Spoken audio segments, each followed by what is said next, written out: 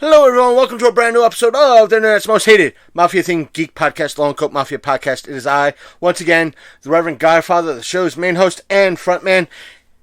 But before we get into the meat and potatoes of this week's show, I want to at least say that yes, we are getting into a rocky start this year, but there are big things planned, wonderful things. I know that I was going to promise you, or I did promise you, that the Big Kenny was going to be on this week. We're going to do like our 10-year or 10-year in review type of thing, a couple other things that we could do over Skype, but things happen.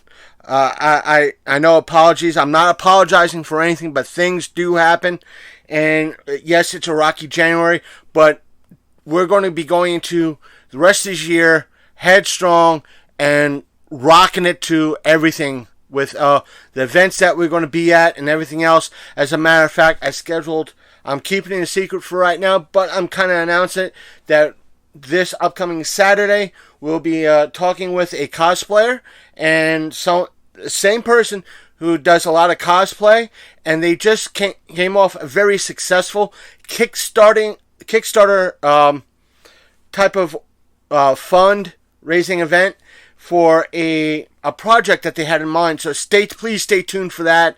Plus, this Sunday we're going to be helping Don Ramirez again with him documenting the Frederick underground music scene again. But this time, he's going to be talking to a show regular that we've had numerous times on the show.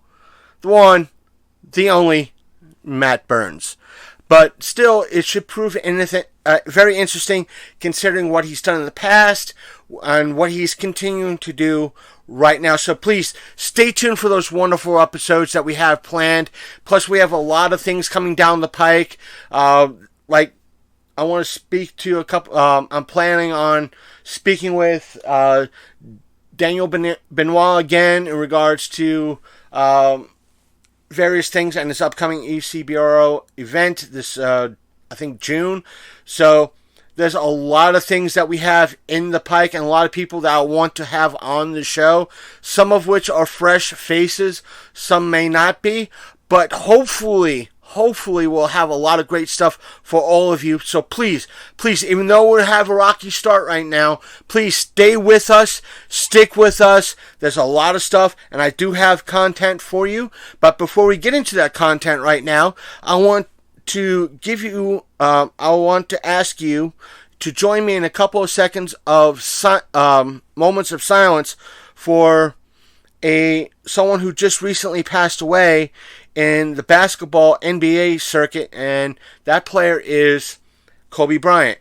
Now, as we're recording this, it came out earlier today that he was in a helicopter with his 13-year-old daughter, amongst many others, that crashed. Now, this is very horrific and very sad to many people, including his family and friends, whom even though for the most part I don't speak to my, I won't say speak for my co-host, but I'm sure he'll be more than okay with me saying we're extending our condolences to his family and friends. So please, right now, let's give a couple of seconds of silence, or a couple of moments of silence for his family's and friends' loss.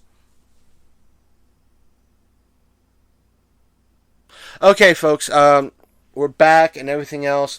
To get into this week's show, even though I'm kind of recording things last minute, is because one of the things I wanted to talk about tonight and start off with, is my thoughts on this year's WWE Royal Rumble.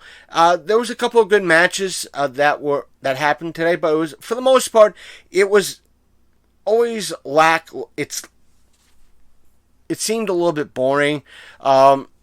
They did try and did do good again this year with the Women's Royal Rumble in regards to getting that off the ground and establish itself. It's good to see that they're continuing this Royal Rumble on this occasion every year alongside the guys' Royal Rumble.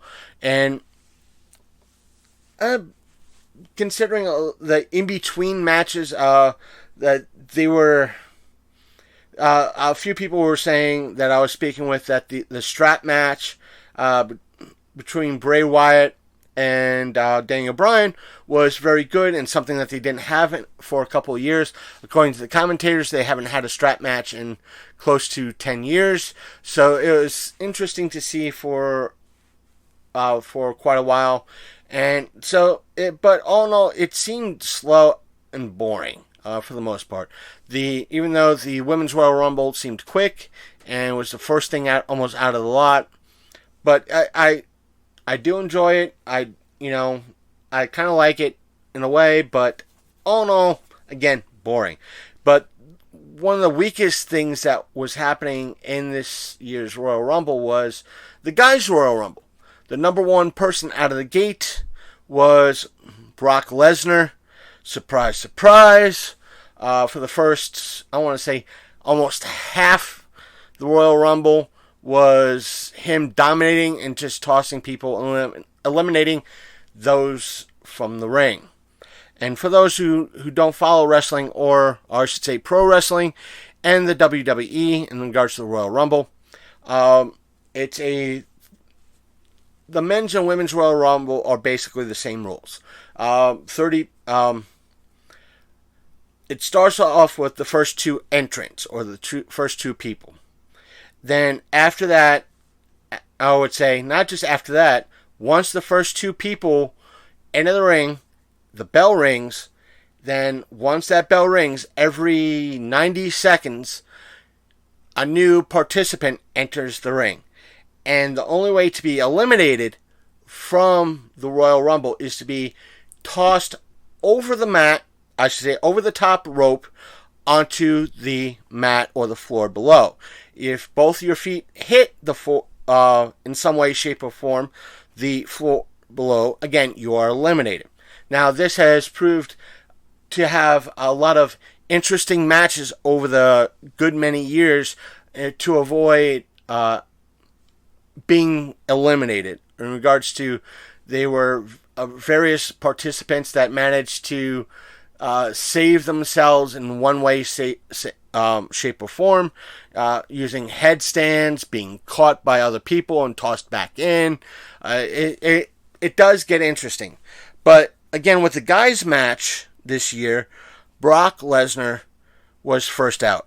Now, according to myself included, I think it can be agreed with amongst many fans that Brock Lesnar is not liked. No one really likes Brock Lesnar because his matches are too quick.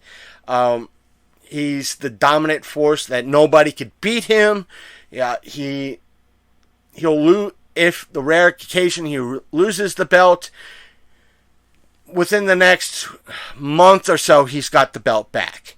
And it's not like there in years past that there was usually a group of wrestlers that did get the belt, but it was always a kind of a rotation. But this time it's always Brock Lesnar, always Brock Lesnar. And in this Royal Rumble, he, for the first, him being number one, and for 13 participants or entrants into the Royal Rumble, he pretty much eliminated. And this was, the crowd was not having this. The crowd didn't like it. I didn't like it. I thought if Brock Lesnar keeps this up for the entire match, it's going to, people are going to leave the WWE in droves. People are going to be canceling their membership for the app and everything else. Now, what the good thing came out of it is, granted, yes, I understand wrestling is staged. Wrestling is not is choreographed, not so much staged, choreographed. But the fans don't know how, and the WWE is not really known for doing the stuff that fans want.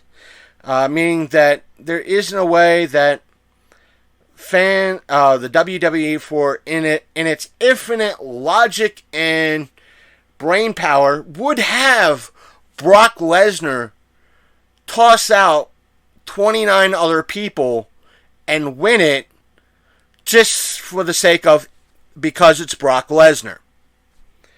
Now, what did happen was with it, I'm pulling up my notes here, folks, because right here. What happened was that when the 14th person came in, who was a wrestler by the name of Drew McIntyre.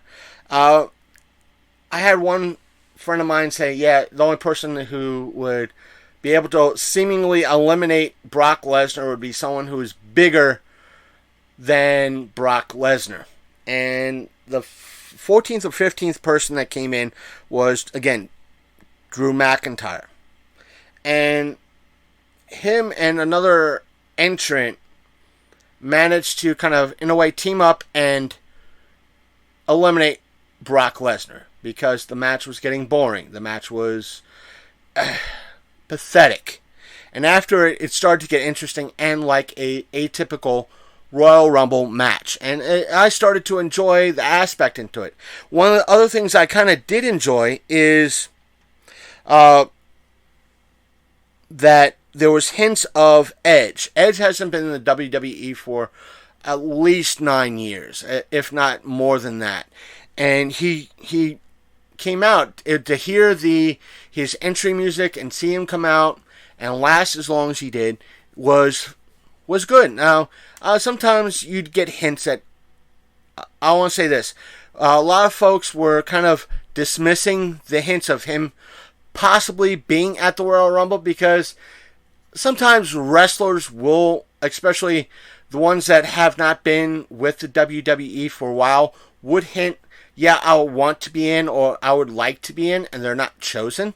So it was fun to see Edge be in the Royal Rumble and do his thing.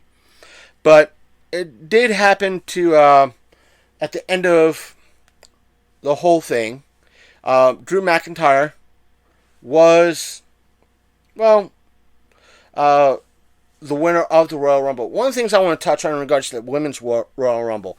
At one point, I honestly thought there was going to be nobody in the ring at one point. Meaning that at one point there was just two women in the ring wrestling and trying to disqualify one or the other. And I thought there was going to be both of them would accidentally disqualify each other and the ring will be empty until the next participant got into the ring. In memory, I don't remember that ever happening. I don't know if that ever did happen in the WWE in years past. So if you're a wrestling fan, please email us at longcoatmafia@gmail.com or leave us a comment down below in our pinned post. Or if you're listening to this program via YouTube, leave a comment down below. And if you're on YouTube, leave a like for this as well, please. As well as hit that subscribe button and stay tuned for upcoming videos and other podcasts that will come to the YouTube sphere. Other things that I want to bring up is that, as with a lot of folks in the WWE, I guess you see is they tend to go over and rented lips. They tend to go a little bit far out and kind of do their costumes a little interestingly. One of the folks that usually does something themed that I've noticed in the past, and it's not a far stretch for him to do so, and that is Rey Mysterio Jr. Not Rey Mysterio Jr., but Rey Mysterio. He always comes out with something interesting and with flair. And for those who don't know who Rey Mysterio is, he's not just a WWE wrestler, he's also a luchador.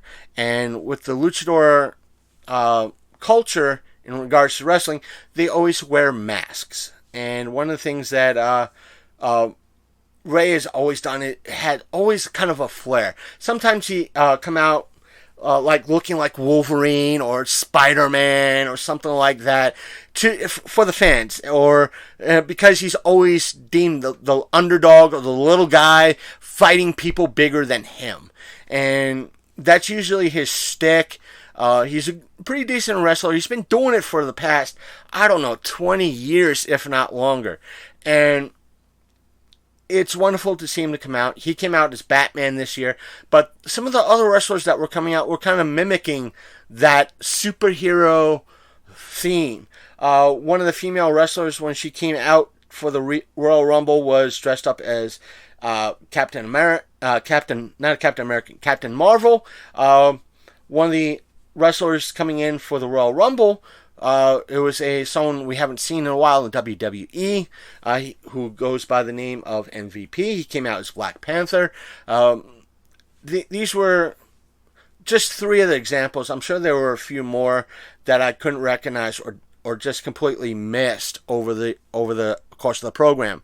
But still, this was like an expanded thing. I don't know if it was the wrestlers who chose this or the WWE saying wink wink, nudge nudge, why don't you do this? But for the aspect, I don't think Rey Mysterio had that wink wink, nudge nudge. He would just do it because it's cool, or it's cool to him, or it makes him more relatable to the younger fans. But I'm not knocking that in any way, shape, or form. But to continue, I'm going to kind of mix it up a little bit and kind of give you guys some YouTube drama. How would you like, guys and gals, like that? The reason why I say that is because, yes, okay, I admit, I'm padding this episode. But still, the thing is, I want to bring this up because it's starting to get, dear God, I got to tell somebody about this. I'm going to tell all of you out there. And that is, there is a YouTuber on, I don't believe I'm saying this right now. There's a YouTuber on YouTube. Yeah, the irony. He goes by the name of Onision on YouTube. Don't look him up. I'm sure some of you have heard about this person, and I'm going to leave it at that. The aspect of it is that he's been accused of several things, which I'm not going to bring up or mention. Let me just put it like this. He has, because of the stupid, idiotic, quite possibly perverted, and illegal things he's done, he's been covered by a whole crap ton of people. A lot of which I'm not going to bring up here. Just look up Onision on YouTube and you could find details everywhere. Even better, because I'm going to bring up this particular YouTuber in regards to it, just look up Repsion in regards to it. I'm not going to put any links in the description of this. I'll spell Repsion or Onision in regards to that. Now, Repsion is one of the bigger YouTubers or more well-known YouTubers covering this. And he's been covering some of the idiotic stuff that Onision has been doing over the years. Some of the I want to say, let me say this politely, and some of the more softer, kinder, less moronic, less possibly illegal things he's done, or let me put it like this, allegedly done, to put that out there, allegedly. Because he hasn't been proven in court. All of it's allegedly. Some of the things that he's been alleged to have done is pull up, or I should say, wreck a kind of a lake or where he lives at, somewhere out west, the northeastern part of the country. There was a wetlands in his backyard, not a swamp, kind of a lake area, and he pulled out shrubs and everything else, and in regards to redecorating his place, he tossed trash and other yard trash into this wetlands area, allegedly, and the fact of the matter is, this wetlands area was protected by the state, county, and federal organizations, and he got caught and fined heavily, and he denies all of it despite having been videotaped in regards to this. And the other thing that is kind of one of the lesser and more well-known things that I'm able to say that he's been alleged, and that is that the IRS has been going after his pasty rear end, allegedly, is the fact that he hasn't paid taxes, or not that he hasn't paid taxes, or just that he's overly claimed stuff that he shouldn't have claimed, I think. So the fact of the matter is, that's what some of the things that, lighthearted things he's been accused of, I should say allegedly accused of. Now, most recently, to give you an idea of some of the harsher things he's been allegedly accused of, let me put it like this. To Catch a Predator, Chris Hansen is going after him because, according to Catch a Predator, Chris Hansen, he has evidence of what wrongdoing that Onision has done, allegedly. So, and since all this is going down, Repsion has been covering this. And because of everything else, allegedly, Onision has no money and claims, and all his alleged insanity, he has claimed that Chris Hansen is stalking him. I should say, To Catch a Predator, Chris Hansen is stalking him. Despite being a public figure on YouTube in a way, and Repsion kind of just pointing out all the insanity, alleged insanity, that Onision has done. He's claimed Repsion has, in essence, been cyber stalking him as well, despite the fact that all the videos that he has put up and the Twitch streams that Onision has put up is pretty much public, and including Onision's all crazy alleged insanity or alleged crazy tweets that he has put out on Twitter. Now, in recent events, Onision has put out a restraining order a few weeks ago on both Chris Hansen from To Catch the Predator and Repsion. And a few days ago was the court appearance.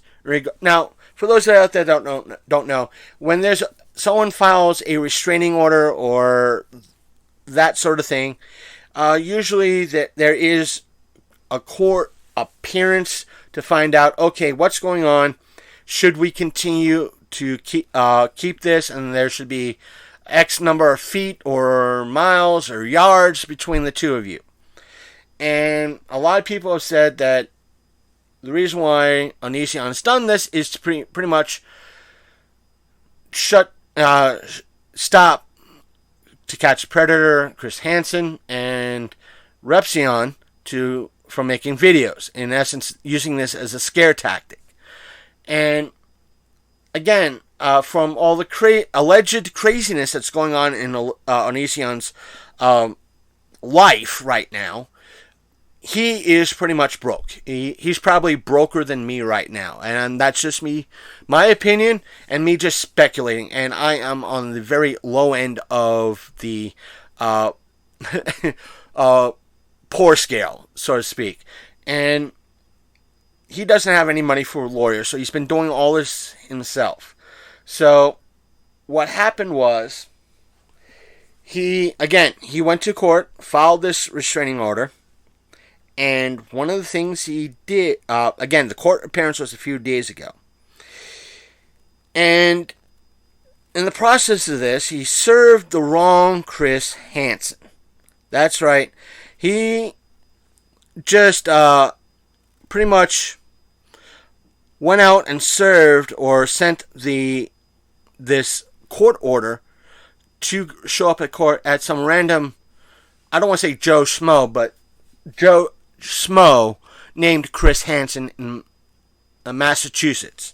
Now, what I'm doing is I'm bringing up Repsion's YouTube page because Repsion has been pretty much,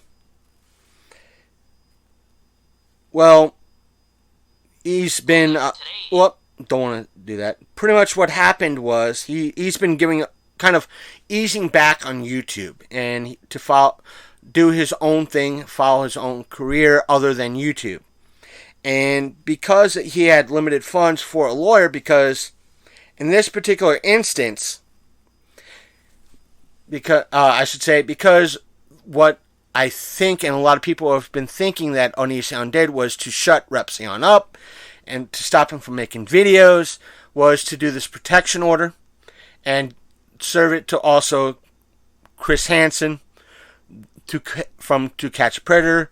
But because he sent it to the wrong Chris Hansen, that case got dismissed. And that particular Chris Hansen sent a very, I guess he went to a lawyer to kind of legally ease it up. Good for that particular Chris Hansen. Sent it in requesting the case to be dismissed because he's the wrong guy. He's not to catch the predator, Chris Hansen. But it turns out Onision, upon seeing all this, decided, I'm going to dismiss everything.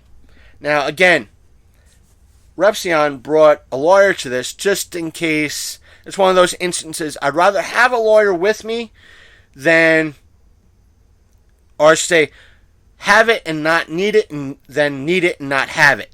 So, just in case, I guess what Repsion's thought process was, just in case Onision was doing this for me from making videos, I have a lawyer to explain the legalese of what I am able to do, what I am able to do, and what I'm not able to do, and possibly explain to the judge what a YouTuber is.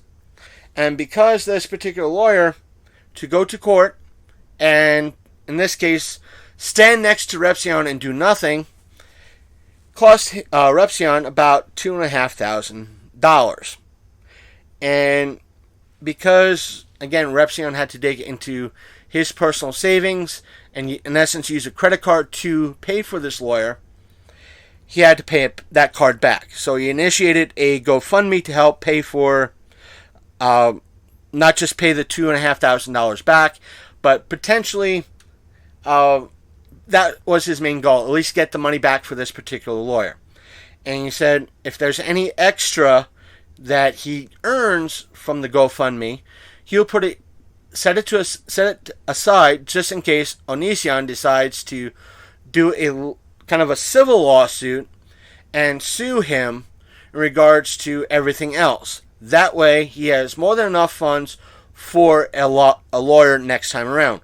And as of this recording, Repsion has got donated, or people have donated a total of $22,213 to Repsion's GoFundMe, just in case of this upcoming potential lawsuit. Now, people are backing him because Onision has done a lot of crazy things. So I'm going to leave it at that. Maybe we could talk about this. I don't think this is one of those topics I'm not going to be talking to Big Candy about next time I speak to him, whether through Skype or in person. Hopefully it will be in person next time around when we get going and the weather holds. Hopefully, maybe, but still. But to continue on the last little thing I want to talk about today, and to kind of lighten it up in a way. One of the things I managed to watch this past weekend, or past few days, or past week, call it what you want, was the Jay and Silent Bob Reboot. That's right, I saw the Jay and Silent Bob Reboot because it was on video. I enjoy Kevin Smith's work and what he's done. The majority of the movies he's seen, I've enjoyed. I didn't quite fully understand why he did Tusk, why he did Yoga Hosers, but they weren't really my cup of tea. I thought they were weak sauce, but for the most part, they were kind of, though weak sauce, enjoyable. This movie was also seemingly weak sauce. Because it, for the good portion of it, was dull. A lot of it was just, yes, it's him playing on the aspect of a reboot. And that aspect, a lot of the jokes were just recycled. It didn't get funny or anywhere remotely interesting until the last part of the movie. Let me put it like this. For those of you who have seen the original quote-unquote Jersey trilogy, this is just a basic reboot, a quasi-reboot of Jay and Silent Bob Strike Back. And it's kind of self-aware of it and everything else. Not only that, Kevin Smith not only just plays Silent Bob, but plays himself as well. He ribs himself in several instances. A lot of the folks that make cameos in this are from his earlier movies. Ben Affleck does make an appearance in this as one of his previous characters in it. Not only that, we see the return of Rosario Dawson, who doesn't reprise her role from Clerks 2, but we do see other people return. Matt Damon did return as his Loki character in a bit, but it seemed very out of place. It was nice to see him in the movie, but again, out of place. It just didn't fit. But he played it well. He played it with a smile. Same thing with Ben Affleck. But there were a few things that did not seem to fit at all. But let me backtrack because, as you all know, show ADD is a thing amongst the Long Coat Mafia podcast. Shannon Elizabeth did reprise her role as Justice from, again, Jay and Silent Bob Strike Back. Not to mention Jason Lee reprised his role from Brody. I think it was, Brody from Mallrats. And we did see Justin Long kind of have a new character in this. He's been a regular in a lot of Kevin Smith's movies as of late. In some way, shape, or form, as well as his daughter, Harley Quinn Smith. Now, the thing is, there were a few newcomers in this, and the thing is, the newcomers were pretty much Val Kilmer and Melissa Benoist. I butchered her name. Now, folks out there who might seem to kind of recognize Melissa's name, she plays Supergirl, or Kara, in the CW's Supergirl. And the thing is, let me put it like this. Val Kilmer and Melissa's characters were the ones that stood out the most. But the only one that kind of both characters hammed it up. I mean, literally hammed it up. But the only one that fit was Val Kilmer. Because Val Kilmer kind of played a Silent Bob-esque type character. Or in essence, he played the Blunt Knight. And which all he had to do was emote. And he hammed it up. And it was just perfect. It was fun. It was perfect. I had no problem of it. And I chuckled at it. My problem was with Melissa's character. She, in essence, played the female version of what Jason Mewes' character would have been in Jay and Silent Bob Strike Back. In that particular, the Chronic character, I think it is. But instead of playing it serious, or she was, I don't know if Kevin Smith told her to ham it up or what have you. It's just that she was. Let me put it like this. I've seen better acting in independent B movies than she did in this movie. She acts better, in a way, in Supergirl and some of the other things she's been. This was so out of place that, she didn't even give a rat. She either A, didn't want to be there, didn't want to be a part of it, or if she did want to be a part of it, she just didn't give or or care. It was so out of place. It was so hammed up. It was... best way that I could describe it is acting! But I'll go even better. Melissa, I could have acted better in that role than you. And I was in a B movie called Bigfoot! And I'm being honest. And I'm not being any way, shape, or form being insulting to Matt Burns, Mark Byrne, or the company Absurd Productions. I'm just speaking truth in regards to this. It did get kind of fun and interesting at the end. During the credits, they kind of took a page out of the old 80s films that had, or that, like the Cannibal Run movies that kind of have the outtakes and the additional takes listed, like showing during the credits, or even better, for those of you that are younger and not either boomers or Generation X's or anything like that. Some of you who are millennials and remember kind of like the Rush Hour films, kind of like the bloopers that are at the end of that. So, but like I said, it didn't get fun. One of the other cameos that was in it was Chris Hemsworth, and it was fun to see him be a part of it. And it kind of did raise some questions that I wouldn't mind talking to someone who's more in the know, because it gave me a question to ask, because one of the things that they brought up in Jay and Silent Bob Strike Back is the aspect of when they changed hands, Jay and Silent Bob kind of were still owed money because it went from comic to movies, and the images were still being, in essence, being used, or their likenesses and their property, or in reference to what Bluntman and Chronic were based on,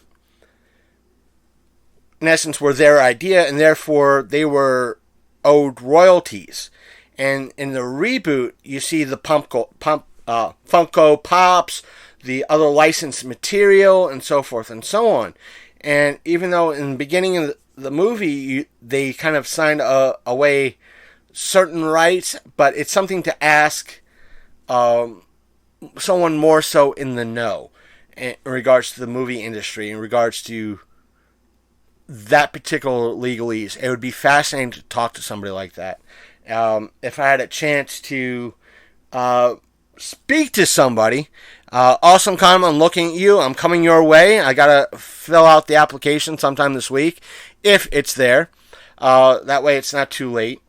Hopefully it's not too late by the time I fill it in.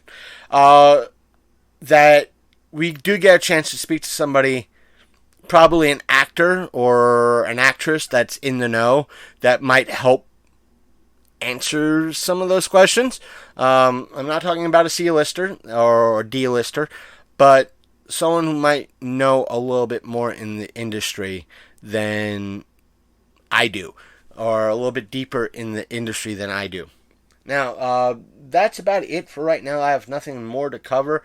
I did go through a lot of my stuff in regards to what I posted on Facebook and everything else. There's nothing really I want to cover anymore, so I didn't want to leave you guys and gals with nothing this week. Or one of the things that came across my mind this week to kind of fill things in was a creepypasta reading, because I haven't done that in a long while, and I was like, nah, you know what, I'm not going to do that.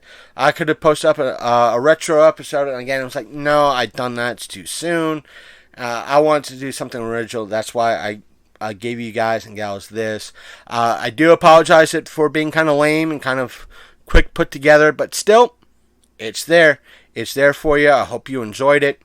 Again, if you want to join the conversation, you could always send us an email at longcoatmafia@gmail.com, or leave us a comment on the pin post on our Facebook page, which is facebook.com/The Long Coat Mafia Podcast. And like I said, just on the pin post, the topmost post, put a comment there. Whatever it is, whatever is for, put a comment on the topmost post. We'll get to it. we'll try to respond to it. Or you can message us on Facebook through our Facebook page. Again, it's facebook.com/The Long Coat Mafia Podcast. If you search for it and two things come up, one's the group, the one's the page, hit that like button on both, and you'll get a lot of additional content that way. More so on our page than anything else. And speaking of which, on other social media, our podcast tends to go out on YouTube as well with a static image in a way. So you're able to at least respond to us and join the discussion that way by leaving a comment. And while you're there, please hit that subscribe button. And if you like what you hear, hit that like button, because that tells Facebook that you like what you hear and you want to keep, have us kind of move up in the rankings a little bit. Even though that's not going to be easy right now with the number of subscribers we got, but I like all 26 of you. So that being said, in regards to YouTube, you have to search for the Long Coat Mafia Podcast, and we're the only channel that comes up in regards to that name. And remember, you have to put the whole thing in, the Long Coat Mafia Podcast, or else you're going to get some weird and freaky and wrong crap. So what's next? We do have, and you can also send us direct messages on Instagram and Twitter. Both share the same user handle. So on Instagram, it's Long Coat Mafia, and Twitter, it's Long Coat Mafia. So if you find us there, hit that follow button. And if you like what you see, hit that like button. If you like what we say on Twitter, hit that retweet. And you can always join in that discussion either way. We'll try to engage with you and respond to the comments. And what else? We do have a Mixer and we do have a Twitch channels in a way. We did kind of stream on both, or at least start to stream on both. One night we did we announced that we were going to be on Twitch. The other night we kind of announced that, didn't announce, but we just hopped on Mixer, because in a way sometimes they're both easy to kind of set up and do through our console. But if we want to do other things, which is coming up next month, we'll be a part of a charity stream with victims and villains. We have to go through our roundabout way that we learned using our laptop. So we'll be participating in that. We just got, when it gets closer, we'll let all of you know the who's, what's, wins, and wheres. But still, our Twitch channel is twitch.tv/The Long Coat Mafia Pod. And our Mixer account is mixer.com/LCMP. If you want, you could hit the subscribe buttons or just watch it. Hey, we're not like some of the people that are on Twitch or Mixer. We do understand that following us on these channels may cost money, but what we do ask is that if we are on Mixer or on Twitch, you swing on by and give us a watch and join in the conversation then, because that shows you that you want to be a part of what we do. And we're happy that you watch us on Mixer. We're happy that you watch us or follow us in a way on Twitch. So we're not the spoiled, rotten, people that like, you got to. We just ask you. If you don't want to, you don't have to. We just ask you to watch. More on that probably later on. I'll add that to my show notes to when we speak to Big Candy in regards to about that. If I remember, I'll try to remember. What else? Yes. I think if I'm missing any other of our social media, they will be on our all our social media links are on our main page, which is thelongcoatmafia.podbean.com. And therefore, whatever we miss, you can go there, click the link, and just go straight to our social media that you want to follow us or subscribe to in regards to. As per listening to our episodes, as stated, if you have a desktop or laptop computer, one of the ways you could reliably listen to our show on a weekly basis is if you bookmark our main page, our main website, which is thelongcoatmafia.podbean.com. And while you're there, you can not only download the episodes that you want to listen to, going all the way back to our first episode, 4.5 years ago, July 2015. You could, matter of fact, even the beta episodes are still up. June 2015. So you're able to go back all the way back then and listen to all our interviews, our panels that we scored, and everything. So please feel free to go to our website and check it out. Also, if you're on the desktop or laptop computer, you can also catch us on iTunes or Apple Podcasts, whatever they're calling it now. You can catch us on Spotify, Stitcher Radio, plus maybe a couple other places that may be online. I'm not sure. Depends on what podcasting page wants to snag our show and kind of add it to their collection, whatever, But if you're on a mobile device, I know I'm going to catch flack for that, whatever, from a big candy, but still.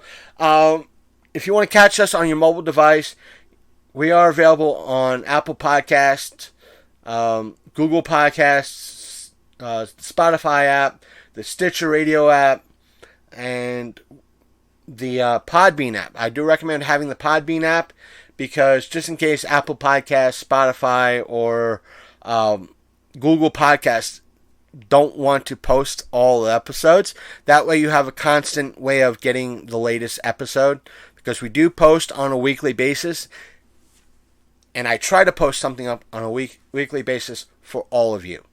So, and plus, if you go to our website on a mobile device, the only way you'll be able to snag any of our episodes is using that Podbean app. And I do recommend having that just in case. Also, please note that when it comes to videos, we do primarily go to YouTube and post stuff up on YouTube, but there are times that we post up Facebook exclusive videos because something's funky with YouTube, or for whatever reason, YouTube doesn't want us to post up those videos, so we post them up on Facebook. And there are some things on Facebook we're not allowed to post up, but we're allowed to post up on YouTube, and that's mostly Facebook likes the shorter form videos, and YouTube likes the longer form videos. So that's one of the reasons why there's usually exclusive. So, again, links will be on our website. If you anything, go to our main website, which is thelongcoatmafia.podbean.com. And until next week, good night and have fun and be safe. See you next time on the Long Coat Mafia.